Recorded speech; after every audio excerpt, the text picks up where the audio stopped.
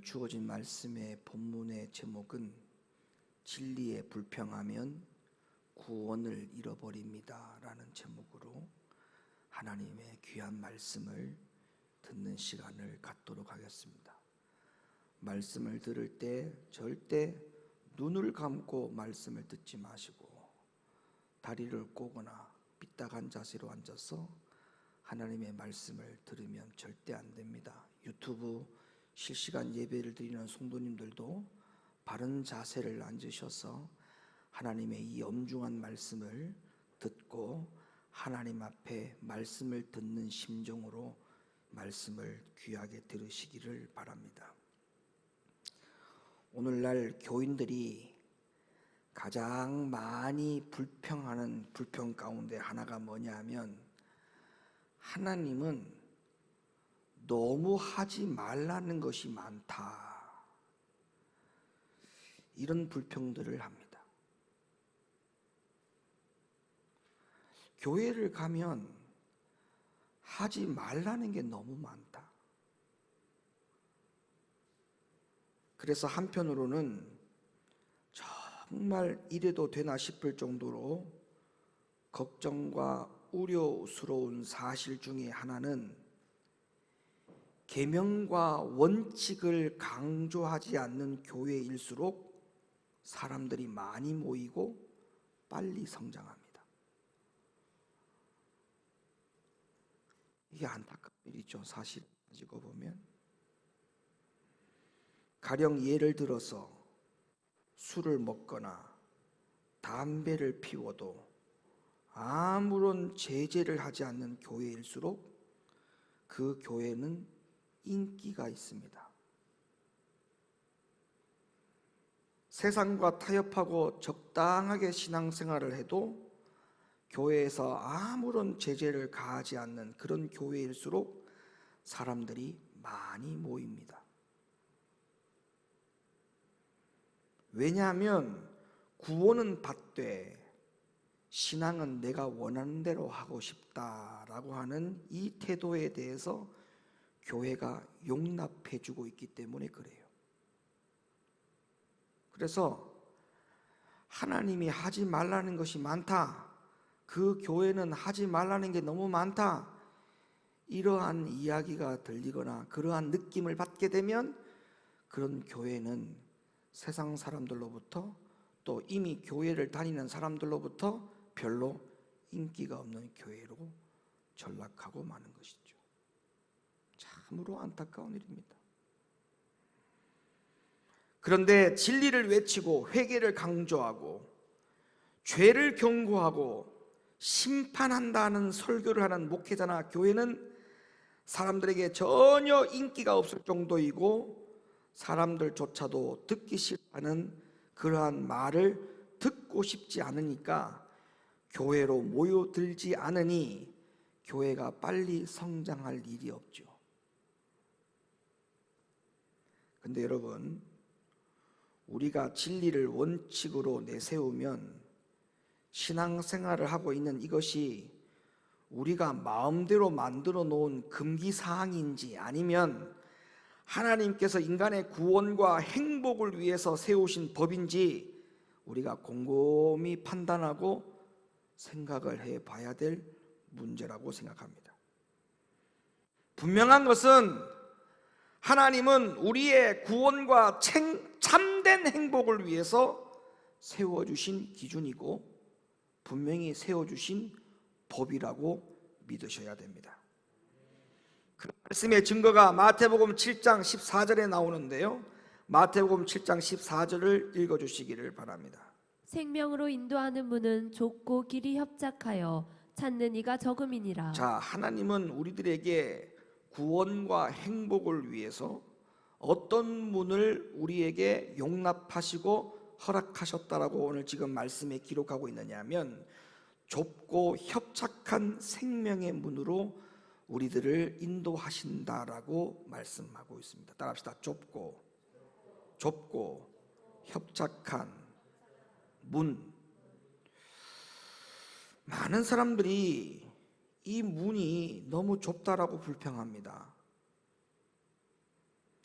알겠는데, 하나님이 그렇게 말씀하신 거는 알겠는데, 실제로 교회에서 신앙생활 하면서 하나님이 우리에게 허락해 놓으신 좁고 협착한 이 문을 우리가 별로 가고 싶지 않다는 것이 오늘날 성도들의 신앙생활의 본의 모습입니다.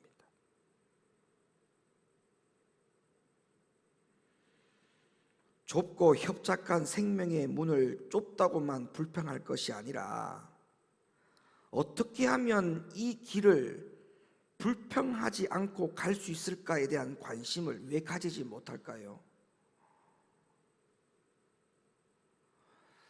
왜 생명의 문이 좁고 협착하다라고 하는 이 문에 대해서 불평만 하고, 어떻게 하면 내가 이 불평을 하지 않고 이 길을, 하나님은 분명히 나에게 생명의 길을 좁고 협착한 문이라고 말씀하셨는데, 그럼 내가 생명의 길을 가기 위해서는 이 길을 반드시 가야 되는 길이지 않습니까?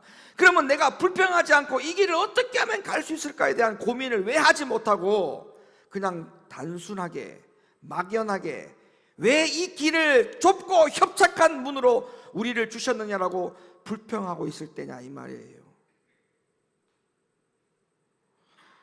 코로나가 와서 온 세계가 완전히 마비가 되었습니다. 슈퍼 바이러스라고 하는 변종의 바이러스들이 계속적으로 생겨나서 도통 이 바이러스를 잡을 수 있는 아무런 대책이 없을 만큼 이 세상은 속수무책이 되었습니다. 자, 보세요. 이거를 계속적으로 불평한다고 될 일입니까? 아니죠. 왜?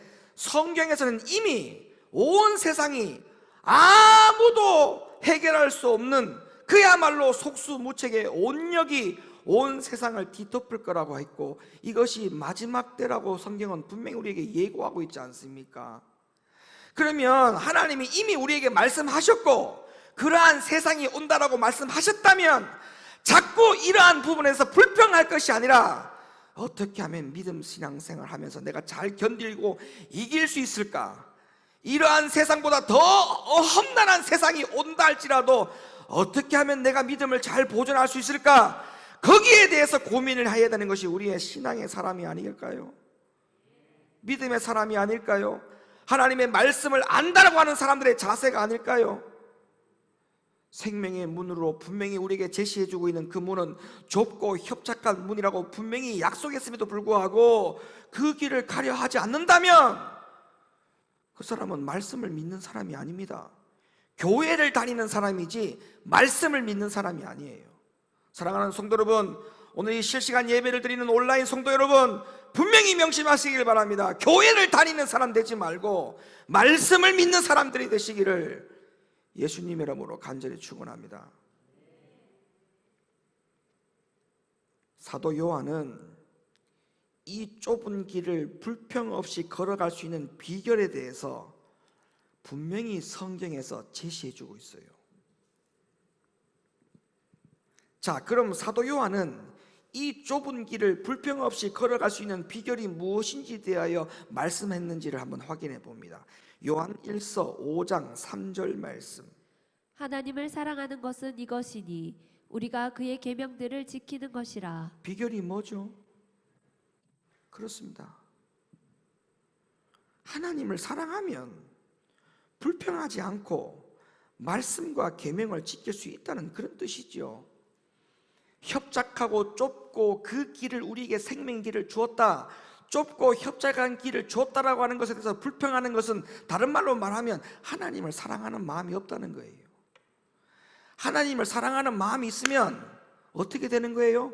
그 길이 아무리 협착하고 좁은 길이라 할지라도, 아니 그보다 훨씬 더 좁은 길이라 할지라도 우리는 그 길을 가게 되어 있습니다. 왜? 하나님을 사랑하니까. 이게 사도 요한이 우리에게 제시해 주신 답이에요. 하나님을 사랑하면 계명 지킨다. 오늘날 이 코로나 속에 팬데믹 이 속에 신앙생활 하기가 어렵다고요? 아니면 내가 생활하는 모든 삶 속에 이것도 해결해야 되고 저것도 해결해야 될 일들이 많으니까 그래서 신앙생활 하기가 힘들다고요? 교회 가면 코로나 때문에 괜히 나에게 해를 입을까봐, 괜히 코로나를 전염될까봐 교회 가기가 무섭다고요? 신앙생활 하기가 어렵다고요? 전부 다 불평입니다. 불평. 하나님을 사랑합니까? 라고 본인 자신 스스로에게 한번 물어보세요. 내가 정말 하나님을 사랑하느냐? 한번 물어보세요.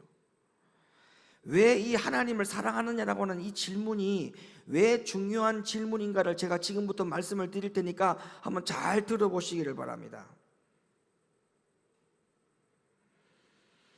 사실은 길이 좁다라고 불평할 것이 아니라 하나님을 사랑하지 못한 자신에게 잘못이 있음을 먼저 인정할 줄 알아야지요. 그게 하나님 앞에 좀 더 양심적이지 않겠습니까?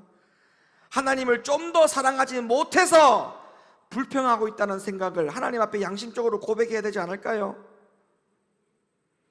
본인이 하나님 앞에 사랑하는 것에 대한 사랑에 대한 열기와 열정과 믿음이 식어진 것에 대해서는 하나님 앞에 속이고 감추고 환경을 탓하고 뭐가 어떻다라고 탓을 하는 이런 불평불만거리는 사람에게 통할 수 있을지는 모르겠지만 이 온 우주 만물을 만드신 창조주 하나님을 속일 수는 없습니다. 그래서 하나님이 알곡과 쭉정이를, 가라지를 하나님이 구별할 수 있는 충분한 자격이 계신 분이십니다. 왜? 하나님은 정확하시거든요. 하나님의 판단은 실수가 없거든요. 우리가 하나님을 사랑하지 못하면서 불평하고 있다는 그 사실을 하나님 앞에 속일 수 없습니다.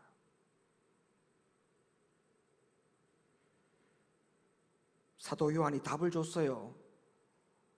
길이 협착해서 못하는 게 아니고 길이 좁아서 못하는 게 아니라 뭐가 없어서 못하는 거라고요? 하나님을 사랑하지 못해서. 하나님을 사랑하지 못해서. 교회 일에 헌신하고 충성하고 봉사하지 못하겠다고요? 시간이 없었어요? 바빠서요? 무슨 말씀? 하나님을 사랑하지 못해서 그래요. 교회를 사랑하는 마음이 없어서 그래요. 오늘날 교회를 다니는 많은 사람들이 하나님을 믿으면 너무 많이 희생을 한다라고 하는 것에 대해서 걱정을 많이 합니다.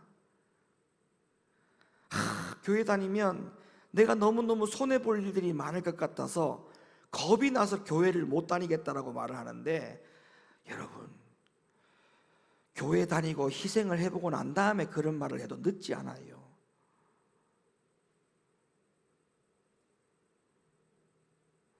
하나님의 계명과 말씀대로 살면 인생에 재미가 없어진다라고 말을 하는 사람도 있습니다. 그게 정말 사실일까요? 아닙니다. 하나님을 진정으로 사랑하지 않기 때문에 불평하는 겁니다. 제가 왜 이 사랑에 대해서 자꾸 강조하는지를 한번 들어보세요. 중요한 이야기가 나와요. 하나님을 진정으로 사랑하지 않으면서 신앙생활 하니까 인생에 재미가 없는 것이지, 무슨 말씀하고 있는 것입니까 도대체? 왜 자꾸 스스로 양심을 속이는 거예요? 교회 가면 하나님을 믿으면 너무 많이 희생을 하니까 재미가 없고, 하나님의 계명과 말씀대로 사니까 인생에 재미가 없다라고 말하지만 무슨 말이에요?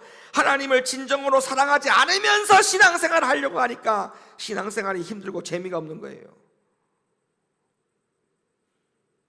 여러분, 처음에 신랑과 신부가 불평하지 않는 이유가 뭔지 아세요? 사랑해서 그래요. 사랑해서. 그런데 사랑해서 불평이 없는 것보다 더 정확한 일이 하나 더 있어요. 신랑과 신부는 자신이 전에 좋아했던 것들을 포기하기로 약속을 하기 때문에 사랑할 수 있는 거예요. 잘 들어보세요. 정말 일리가 있는 이야기입니다. 그래서 신랑은 이제 다른 여자들과 데이트할 수 있는 자유를 포기를 합니다. 남은 생애를 오직 이 여자 하나만을 위해서 내 인생을 묶어 놓는 결정을 해야 됩니다. 그렇습니까? 신부도 마찬가지죠. 자기 자신을 남편에게 바쳐야 됩니다. 이전에 사귀었던 모든 남자들과의 관계를 포기하기로 약속하고 서약을 합니다. 어떻게 보면 결혼 서약이야말로 신랑과 신부의 인생에서는 가장 좁고 가장 협착한 길을 걷기로 맹세하는 서약과도 같은 겁니다. 그럼에도 불구하고 두 사람은 전혀 불평하지 않습니다.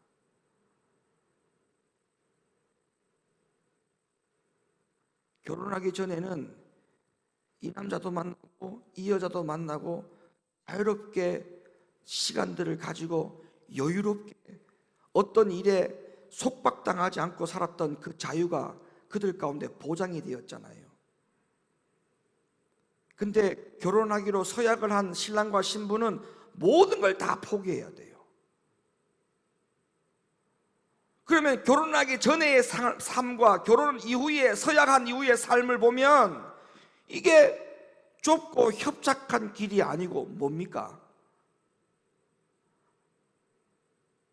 근데도 두 사람이 불평하지 않아요. 왜 그러느냐? 서로 사랑하기 위해서 자기의 유익과 이익을 포기하고 있기 때문에 그래요. 우리가 신앙생활도 마찬가지입니다.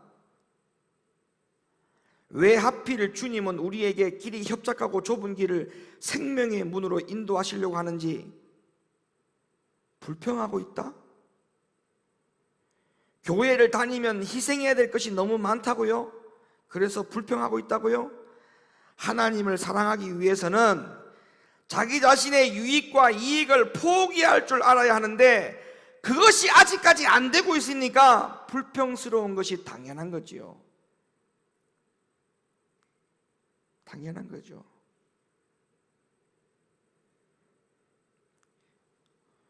오늘날 현대인들은 규칙과 법이 엄격할수록 인생이 불행해진다라고 말을 합니다. 정말 그 말이 사실이라면 결혼처럼 비참하고 불행한 것은 없을 거예요. 안 그래요?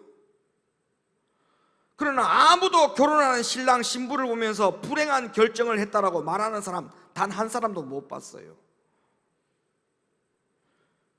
결혼식을 보세요. 신랑은 자신의 남은 생애 동안에 가장 까다롭고 엄격한 원칙을 따르겠다고 결정을 하면서 왜 그렇게 행복한 얼굴을 하고 있는지 이해가 됩니까?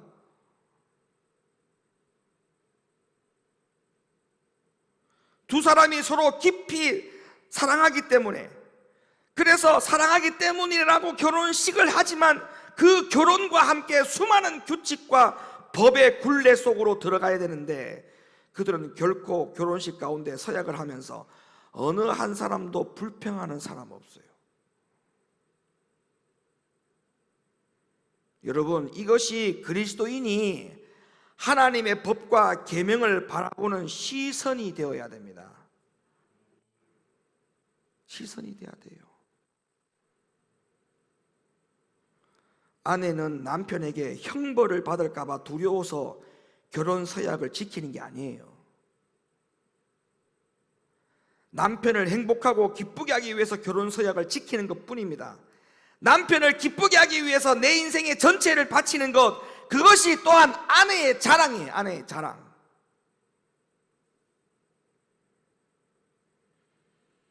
이러한 생각들이 우리의 모든 신앙생활에 동일하게 적용이 되어야 되는 거예요. 동일하게. 구약시대에 하늘로 승천했던 에녹이 바로 이런 신앙을 가지고 있었어요. 한번 볼까요? 히브리서 11장 5절로부터 6절 말씀. 믿음으로 에녹은 죽음을 보지 않고 옮기웠으니 하나님이 저를 옮기심으로 다시 보이지 아니하니라. 저는 옮기우기 전에 하나님을 기쁘시게 하는 자라는 증거를 받았느니라. 믿음이 없이는 기쁘시게 못하나니. 여러분, 가장 불행한 그리스도인이 누군지 아세요? 교회를 다니고 있지만 교회를 다니는 사람들 가운데 가장 가장 불행한 교인이 누군지 아세요? 이 세상에서 가장 비참한 신랑 신부가 어떤 사람이라고 생각합니까? 결혼을 했긴 했는데 서로 사랑하지 않는 부부,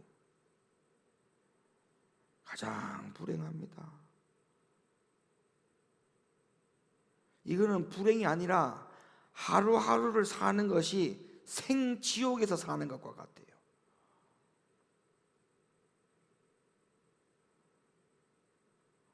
또 한 사람이 귀책 사유가 분명히 있음에도 불구하고 이혼까지 안 해주고 끝까지 산다고 한번 해보세요. 그 하루하루 사는 게 생지옥입니다.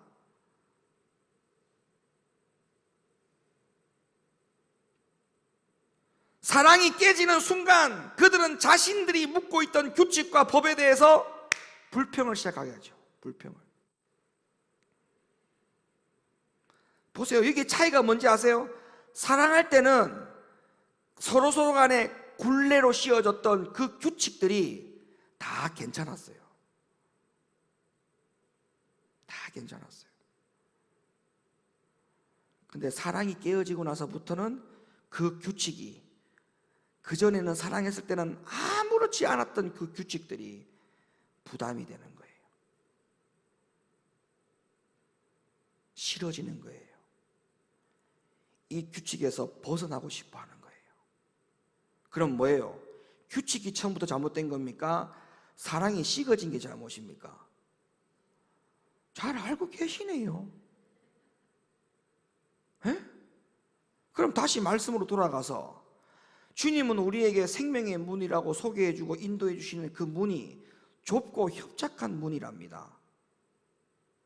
하나님을 사랑할 때 이 규칙이 우리에게 불평거리가 됐었나요? 근데 지금 불평스러워요? 사랑이 깨진 거예요. 규칙이 처음부터 잘못된 게 아니고.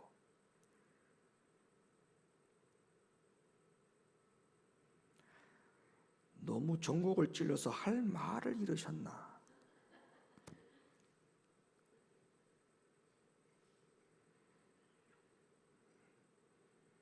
사랑이 식어지는 그 순간부터 그들은 결혼 서약을 무거운 멍해로 느끼게 되는 겁니다. 하나님을 사랑하는 사람만이 하나님과 맺은 언약을 무거운 것으로 생각하지 않게 된다라고 성경은 말하고 있어요. 어디서? 요한 1서 5장 3절 말씀. 하나님을 사랑하는 것은 이것이니 우리가 그의 계명들을 지키는 것이라. 그의 계명들은 무거운 것이 아니로다. 봐요. 답이잖아요. 사랑이 식어진 게 문제지 처음부터 하나님의 계명에 문제가 있었던 게 아니에요. 그러니까 교회가 오면 하지 말라는 것이 너무 많아가지고 재미가 없다. 교회를 가면 손해보는 일들이 많아진다. 이거는 전부 다 계명 자체가 문제가 아니었고 사랑이 없던 게 문제예요. 사랑이 없는 게. 하나님을 극진히 사랑하는 그 마음이 없는 것이 문제인 것이지 계명이 문제가 있는 것이 아닙니다. 그래서 오늘 말씀의 제목을 진리에 불평하면 구원을 잃어버리는 거예요. 왜?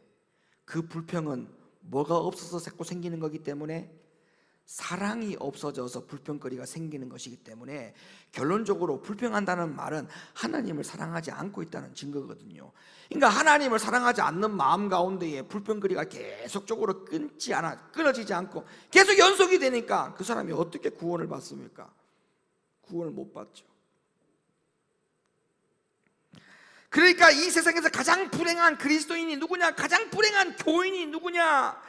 침례를 받고 세례를 받고 그리스도와 결혼을 했지만 그리스도를 사랑하지 않는 사람이 가장 불행한 사람이에요.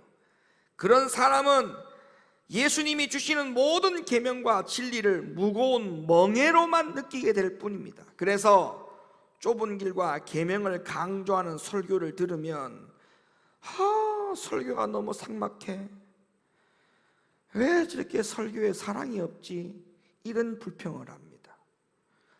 하나님을 믿고 성경 말씀에 대한 지식이 많다고 할지라도 그리스도를 자신의 신랑으로 영접할 경험이 없으면 진리와 성경이 말하는 원칙에 대해서는 원래 불평하게 되어 있어요. 예수님을 사랑하지 않지만 지옥불이 무서워서 교회를 다니는 사람들은 예수님과는 상관이 없는 자기의 신앙의 자가 당착에 빠져서 신앙생활을 하는 종교인에 불과하다는 사실을 기억해야 됩니다. 교회 다니는 사람이 중요한 게 아니고 하나님의 말씀을 믿는 사람이 중요하다는 사실. 구원은 교회를 다니는 사람만 구원을 받을 것 같으면 야고보가 하나님의 말씀을 전할 때에 교회 안에서 뭐라고 정합니까? 행함이 없는 자들아. 행함이 없는 그 믿음의 자체는 다 죽은 것이로다. 야고보가 교회 안에서 그런 설교를 해야 될 야당의 이유가 없습니다. 교회를 다녀서 구원을 받는다고요? 그러면 굳이 교회를 안 오셔도 돼요. 왜? 하나님을 모신 곳이 그 어디나 다 하나님의 나라라고 했잖아요. 그럼 여러분의 가정에다가 하나님을 모신다라고 인정하시고 여러분의 가정을 교회로 삼으시면 돼요. 그럼 굳이 교회 안 나오셔도 돼. 교회를 다니는 것으로 구원을 받는다면 굳이 이 건물로서의 교회를 다니지 않아도 여러분의 가정을 교회로 삼아서 혼자서 예배드리고 구원 받는다라고 생각하시면 된다고요. 교회 건물이 구원의 능력이 아무것도 없다는 사실을 분명히 믿으시기를 바랍니다. 이 건물이 구원을 주는 게 아니에요. 여러분의 심령에 성전이 지어져야 됩니다. 할렐루야.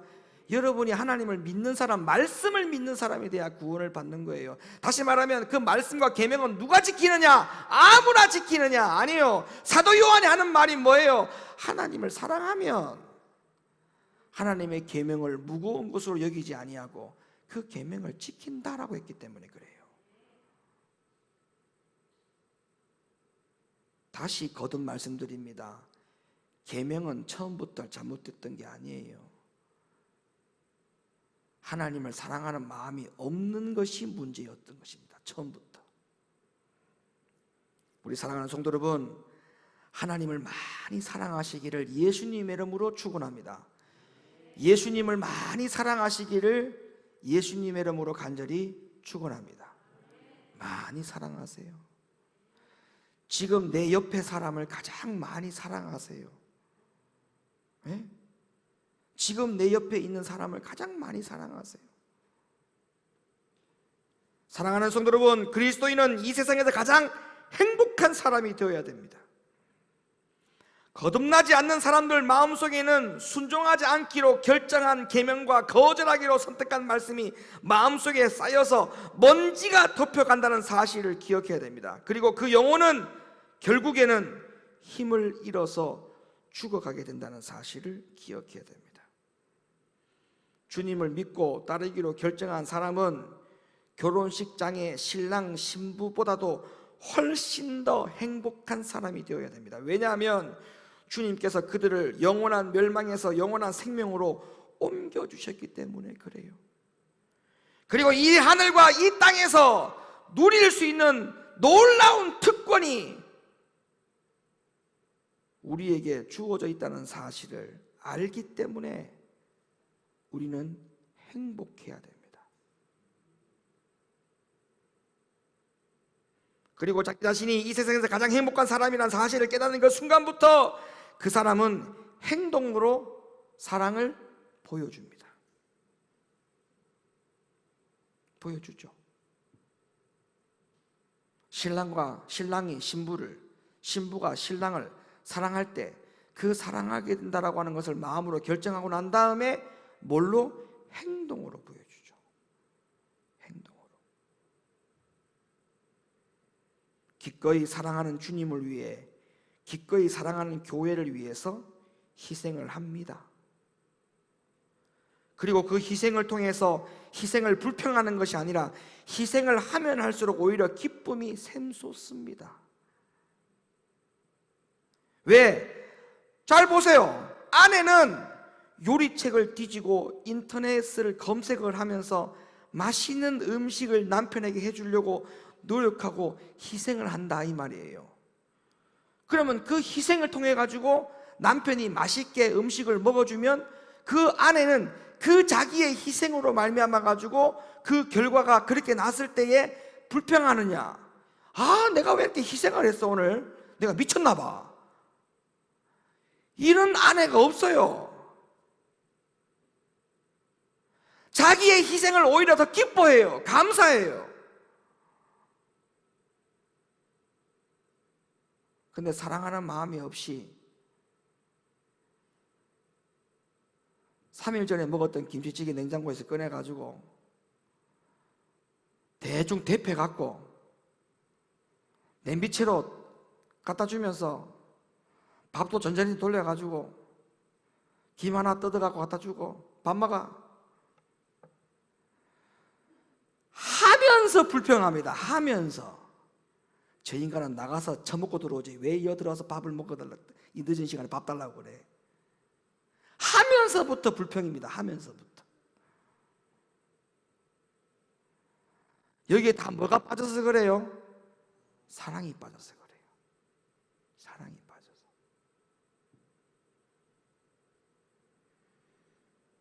그리스도인의 신앙도 마찬가지입니다. 하나님의 눈치를 보면서 죄를 붙잡고 있는 긴장관계에서 신앙을 하는 사람은 인생이 정말 피곤하게 됩니다. 왜냐하면 교회 활동을 열심히 하고 봉사와 희생을 해도 마음속에 참된 감사와 기쁨이 없고 교회에 오면 노동한다고 생각해요. 노동.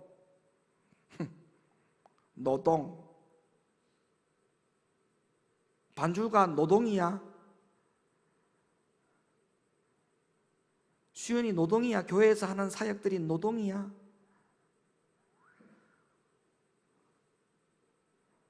대우를 잘 안 해줘? 그 노동에 대한 대가가 없어? 노동청에 고발해.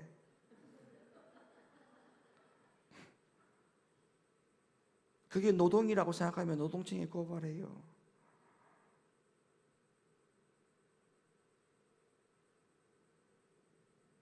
이게 노동이라 생각합니다. 교회에서 하는 일들을 노동이라고 생각해요. 노동.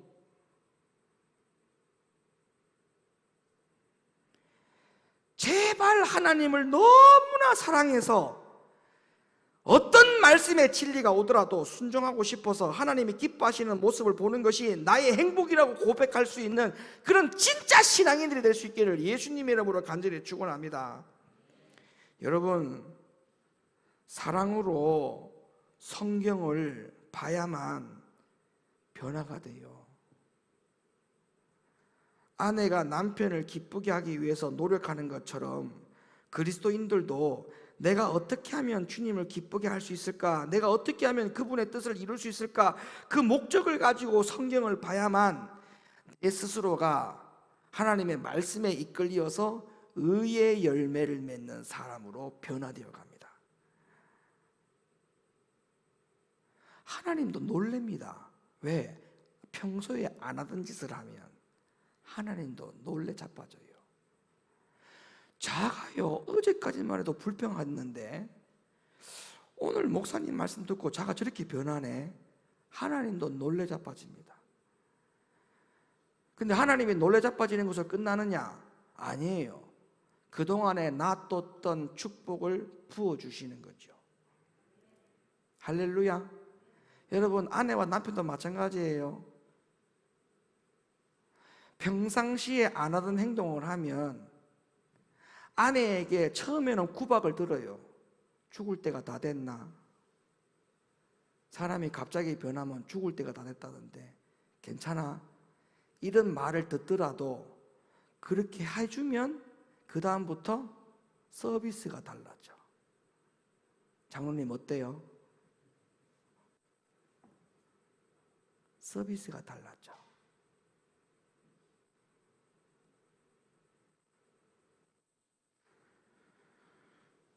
그러나 하나님을 사랑하지 않는 사람이 하나님의 말씀을 듣고 하나님의 말씀을 읽으면 지식은 높이 쌓아지는데 순종의 열매를 맺지 못해요.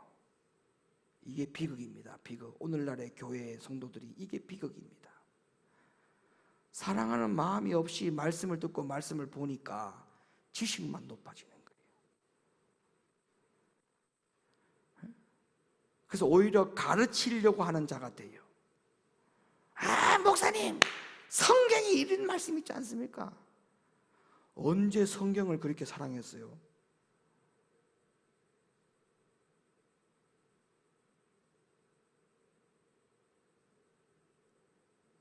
두려운 사실은 하나님을 사랑하지 않는 사람이 성경을 보고 말씀을 들으면 오히려 순종하지 않아도 되는 이유를 찾으려고 애를 씁니다. 어떻게 하면 내가 이거를 대적할 수 있을까? 그래, 이거는 분명히 아닐 거야. 내가 말씀에서 답을 찾아야지. 이거는 목사님 분명히 실수한 게 맞을 거야. 내가 이번 주 안에 내가 이 답을 찾아가지고 내가 목양실 찾아간다.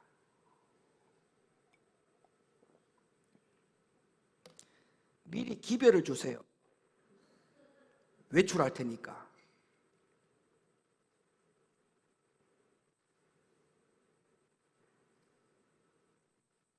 십계명은 두 개의 돌비로 되어 있죠. 잘 들어보세요. 두 개의 돌비 중에 왼쪽 돌비에는 첫째부터 넷째 계명이 새겨져 있고, 그것은 하나님과 인간 사이의 계명을 기록해 놓았습니다. 오른쪽 돌비에는 첫째부터 열째 계명이 기록되어 있는데, 요 오른쪽의 돌비의 계명은 인간과 인간 사이의 계명을 말하죠. 어떤 사람들은 지금은 신약 시대고 지금은 이 마지막 시대이기 때문에 사랑만 하면 되지 계명은 지킬 필요가 없다, 이렇게 말하지만 사도 바울은 정반대의 가르침을 주셨습니다. 로마서 13장 10절 말씀, 사랑은 이웃에게 악을 행치 아니하나니 사랑은 율법의 완성이니라. 자, 그리고 예수님께서도 두 돌비에 새겨진 십계명을 설명하시면서 사랑과 계명을 함께 묶어서 설명했어요. 그게 오늘 본문의 말씀입니다. 마태복음 22장 37절로부터 38절 말씀을 다시 읽어주세요. 네 마음을 다하고 목숨을 다하고 뜻을 다하여 주 너희 하나님을 사랑하라 하셨으니 이것이 크고 첫째 되는 계명이요. 자, 이 말씀은 십계명의 왼쪽 돌비에 대한 말씀인데, 하나님을 마음과 목숨과 뜻을 다하여 사랑하면 첫째부터 네 번째 계명까지 지키게 된다라고 하는 그런 뜻이거든요. 다시 말해서 잘 들으세요.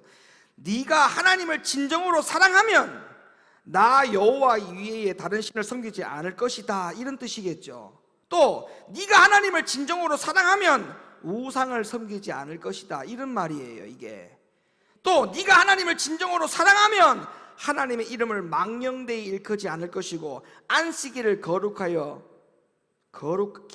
거룩하게 지키게 될 것이다 라고 하는 이런 뜻인 것입니다. 그러니까 첫째부터 넷째 계명 속에 그냥 단순하게 여호와 외에 하나님 외에 다른 신을 섬기지 말라, 안식일을 기억하여 거룩히 지키라, 그렇게 단순하게 해석하는 것이 아니고 사도 바울의 가르침과 예수님의 가르침을 종합해 보면 그 앞에 단서가 뭐예요? 하나님을 사랑하면. 이 단서가 있어야만이 여호와 하나님 외에 다른 신을 섬기지 않고 우상을 두지 아니하고 안식일을 기억하여 거룩히 지킬 수 있는 사람이 될 수 있다, 이 말이에요. 그러니까 뭐예요? 계명 자체가 원래부터 무거운 것이 아니었어요. 이해가 되세요? 창세기부터 요한계시록까지 모든 말씀이 다 마찬가지예요. 사랑과 계명이에요. 사랑과 계명. 계명은 처음부터 우리에게 지킬 수 없는 것이 아니었어요. 다 지킬 수 있는 말씀이었는데 뭐예요? 사랑하면. 그러니까 결론은 사랑이 없으면 계명을 지킬 수 없다는 거예요. 사랑이 빠지니까 모든 계명들이 다 무거운 것으로 느껴지는 거죠. 지킬 수 없다라고 생각하는 거죠. 자, 그럼 제가 여러분에게 묻겠습니다. 우리 사람은 육신이 약해서 하나님의 계명을 지킬 수 없다? 맞는 말이에요? 틀린 말이에요? 틀린 말이에요. 육신이 약해서 모든 계명을 지킬 수 없는 게 아니고 사랑을 하게 되면 모든 계명을 지킬 수가 있다. 그러니까 절대 미혹되면 안 돼요. 절대 다른 말에 미혹되면 안 돼요. 야, 네가 어떻게 완전하냐? 사람인데 네가 어떻게 다 하나님 앞에 100% 순종할 수 있냐? 그런 말이 어떻게 보면 맞는 말 같는데 그게 미혹이에요. 미혹. 무슨 소리? 성경에는 사랑하면 모든 계명을 다 지킬 수 있다고 했는데 내가 완전하지 않지만 계명을 지금도 다 지키지 못하는 것은 계명 자체를 지킬 수 없는 말씀들이 있는 것이 아니고 내가 하나님을 사랑하지 못해서 그런 것이다. 이런 고백이 하나님 앞에 양심적인 고백이 되는 것이죠. 그리고 오른쪽에 있는 돌비에 대한 말씀도 마찬가지예요. 잘 들으세요. 집중하세요. 오른쪽에 돌비에 기록된 말씀도 마찬가지예요. 하나님을 진심으로 사랑하면 10계명의 5계명부터 10계명을 다 지킬 수 있다는 거예요. 왜냐하면 사람을 진심으로 사랑하는 자는 부모를 공경하게 되고, 사람을 진심으로 사랑하게 되면 간음하지 않게 되고, 사람을 진심으로 사랑하게 되면 도둑질이나 거짓말하지 않게 되고, 사람을 진심으로 사랑하게 되면 이웃의 소유를 탐내지 않게 되는 거예요. 다 전제 조건이 뭐예요? 사랑이에요. 사랑. 눈을 뜨세요. 사랑이에요. 사랑. 이제 결론입니다. 예수 그리스도의 은혜와 사랑을 아는 사람의 입에는 어떤 진리라 할지라도 그 진리에 대해서 불평거리를 가지지 못합니다. 참된 신앙을 가진 성도는 어떻게 하면 내가 저 하나님을 기쁘게 해줄 수 있을까라고 하는 이 한 가지 목표를 가지고 살게 됩니다.